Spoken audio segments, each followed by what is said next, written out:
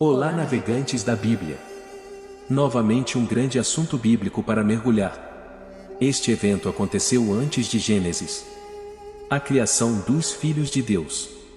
Gênesis e o livro de Jó fascinam muitos leitores da Bíblia por causa da personalidade misteriosa de ambos os filhos de Deus e dos Nefilim. Nesta história bíblica do livro de Jó, há um homem rico chamado Jó que morava em uma região chamada Uz com sua extensa família e grandes rebanhos. Ele é irrepreensível e reto, sempre se esforçando para viver uma vida moral. Ele tinha um relacionamento muito íntimo com Deus. Jó perde tudo o que tem. A angústia parece ser demais para Jó e ele fica irritado e com medo. Jó precisa confrontar Deus e questioná-lo. Eventualmente, Deus intervém. 36 vezes Jó pediu a Deus para falar com ele, e agora ele finalmente teve seu desejo. Onde você estava quando eu coloquei os fundamentos da terra? Diga-me se você tem entendimento. Quem disse suas medidas, pois você sabe? Ou quem estendeu a linha de medição sobre ela? Sobre o que suas bases foram afundadas? Ou quem colocou sua fundação? Quando as estrelas da manhã cantaram juntas e todos os filhos de Deus gritaram de alegria. Já vimos que seres radiantes, chamados de estrelas da manhã e filhos de Deus, viram a criação da terra, celebraram o brilho, o poder e a sabedoria de Deus. No relato, os anjos caídos são mencionados apenas ocasionalmente na Bíblia, pois a grande maioria dos anjos no céu nunca caiu do céu e foi para o lado sombrio. No entanto, alguns escolheram fazer isso. Os anjos caídos não mantiveram sua posição original, o que significa que eles não seguiram a maneira como foram feitos. Os anjos foram feitos para estar no céu com Deus, louvando-o e fazendo sua obra. Como as pessoas, eles foram feitos para louvá-lo, mas as pessoas foram feitas para viver na terra, não os anjos. No entanto, esses anjos deixaram sua posição original ou seu ponto de partida no céu. Eles escolheram rejeitar o plano de Deus para suas vidas, exercendo sua livre vontade. De acordo com a Bíblia, esses anjos são anjos caídos porque deixaram o céu. O que aconteceu com esses anjos de acordo com a Bíblia? Porque Deus não poupou os anjos quando eles pecaram, mas os lançou no inferno e os entregou a abismos de escuridão, guardando-os para o julgamento. O líder desses anjos é Satanás, que se transforma em um anjo de luz. O diabo conspirou contra seu Criador, Deus, e ele e os anjos que o seguiram perderam a luta. O que acontece depois que os anjos caídos deixam o céu? De acordo com Mateus, o fogo eterno do inferno foi preparado para o diabo e seus anjos. Em outras palavras, o inferno nunca foi destinado a uma única pessoa, embora Judas e outros certamente acabem lá no final. Satanás e os anjos caídos eram os destinatários pretendidos do inferno. Foi feito no céu como uma última punição para os líderes da grande revolta, mas o Senhor permite que outros nas nações que ele julga também desçam, por causa da escolha, do livre-arbítrio e do dever dado por Deus ao homem de escolher seu destino final, seja o paraíso ou o inferno. E é o inferno que Satanás e os anjos caídos, um terço dos que se revoltaram ao lado dele, irão para o fim de todas as coisas. Deus corrigirá sua ira contra aqueles que se revoltaram contra ele. Satanás e os anjos caídos não escaparão ilesos. Vimos aqui que anjos caídos existem, embora o conceito de caído da glória possa ser um conceito difícil para alguns de nós entenderem. Gostaríamos de acreditar que os anjos não podem cair, mas a história bíblica demonstra o contrário.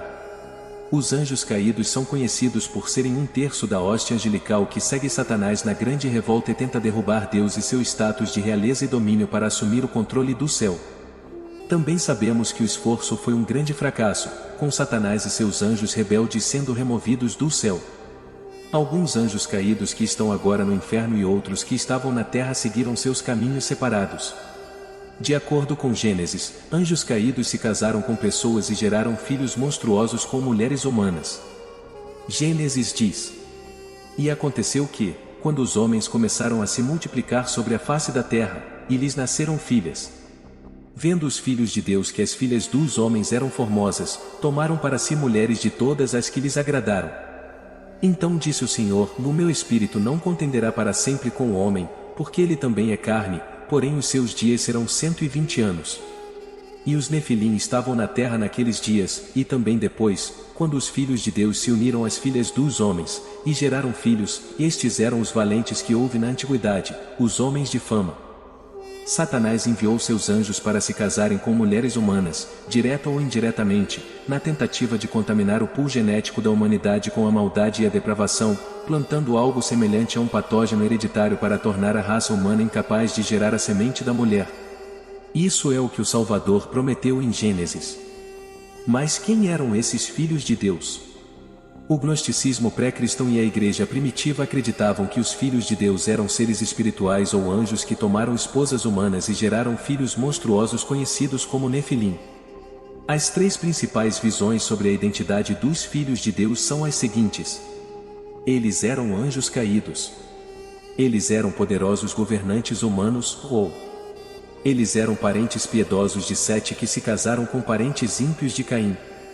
A crença tradicional é que os filhos de Deus eram seres sobrenaturais que tiveram filhos com mulheres humanas, resultando nos Nefilim. As razões que sustentam essa visão são: o fato de que a expressão "os filhos de Deus" sempre se refere a anjos no Antigo Testamento. O fato de que os anjos são chamados de "os filhos de Deus" ou em Jó. O fato de que os Nefilim são descritos como "os filhos dos deuses" ou em Gênesis. O fato de que os Nefilim eram gigantes e poderosos, o que é consistente com o que sabemos sobre os anjos.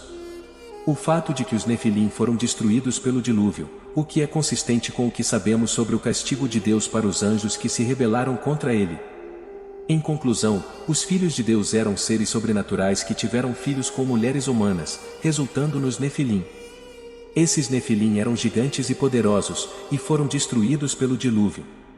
Uma vez houve um dia em que os filhos de Deus, os anjos, vieram se apresentar ao Senhor, e Satanás, o acusador, também veio entre eles para se apresentar ao Senhor. Quando as estrelas da manhã juntas cantavam e todos os filhos de Deus regozijavam-se. Em todos os três casos, os filhos de Deus são seres celestiais, incluindo Satanás. O uso da frase em Jó sugere que Gênesis está se referindo a anjos espirituais. Diz que os filhos de Deus se diferenciaram dos homens, sugerindo que eles são criaturas não humanas. Gênesis diz que os homens começaram a se multiplicar e que nasceram filhas para eles. A palavra hebraica para o homem ou é o termo genérico para a humanidade, como usado em Gênesis. Os filhos de Deus são diferenciados dos homens desta maneira, e os filhos de Deus eram distintos dos homens e se casaram com todas as filhas dos homens. Portanto, os filhos de Deus devem ser criaturas não humanas de algum tipo. O contexto sugere que os Nefilim eram os descendentes resultantes de seres espirituais e humanos. Os Nefilim ou os caídos. O texto não explica como os Nefilim surgiram.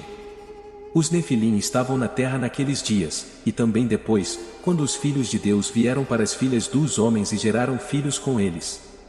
Mas por que os Nefilim são mencionados em Gênesis ao lado do casamento interracial dos filhos de Deus e das filhas dos homens?